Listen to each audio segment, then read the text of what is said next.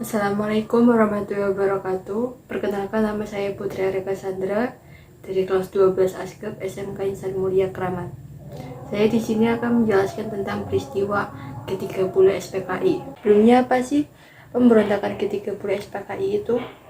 Untuk lebih jelasnya, mari kita simak videonya.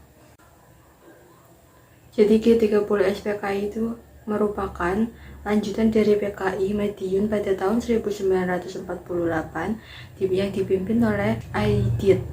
G30 SPKI ini dilatar belakangi oleh NASKOM atau Nasionalisme Agamis Komunis yang dicetuskan oleh Insinyur Soekarno.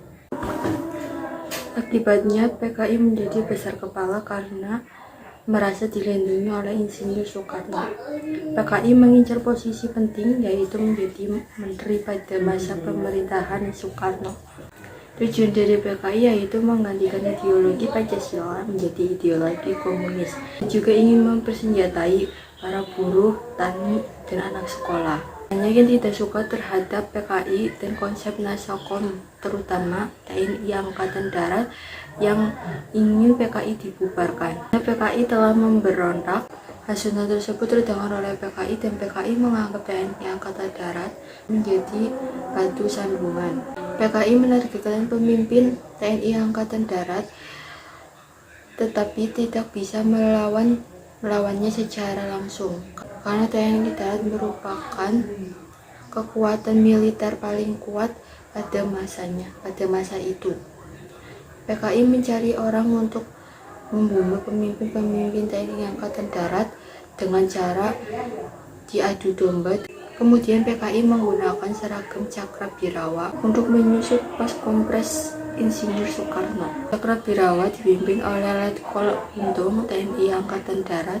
Target utamanya yaitu Ahmad Nasution, tapi Cakrabirawa tidak mengetahui Ahmad Nasution. Kemudian Cakrabirawa bergerilya pada jam 10 malam sampai jam 5 pagi. Korban pertama dari G30 SPKI yaitu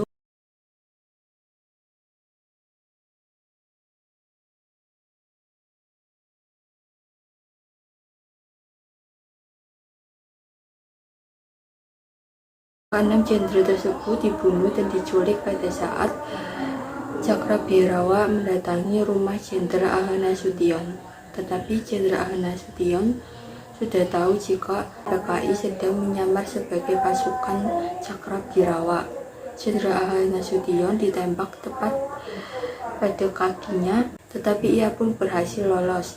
Adapun ajudannya yang berpura-pura menjadi Jenderal Ahmad Nasution disiksa. Tetapi anak dari Jenderal Ahmad Nasution yang bernama Ade Irma Suryani yang masih berumur 5 tahun ditembak. Kemudian keenam jenderal dan satu ajudan tersebut dibawa ke dalam truk, tetapi hanya ajudan yang masih hidup dan yang lainnya sudah tidak bernyawa lagi. Ia hanya disiksa dan dikubur hidup-hidup bersama dengan keenam jenderal tersebut. Pengangkatan jenazah pada tanggal 1 Oktober 1965. Laporan dari seorang polisi yang bernama Sukitman yang berhasil lolos dari PKI. Pengangkatan jenazah dipimpin oleh Letkol Soeharto atau Panglima Kostrat.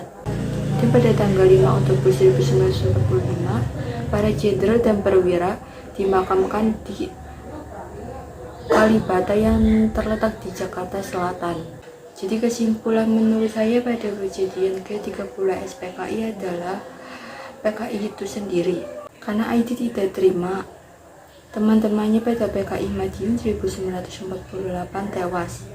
PKI pun memuncakkan dendamnya pada tanggal 30 September 1945, ingin mengambil alih kekuasaan dan menggantikan ideologi Pancasila menjadi ideologi komunis. Dan ada museum pengkhianatan PKI yang terletak di Lubang Buaya, Pondok Gede, Jakarta Timur. Pihak yang paling menguntungkan dari peristiwa ini yaitu Soeharto, karena sudah mengambil alih kekuasaan Soekarno sebagai presiden.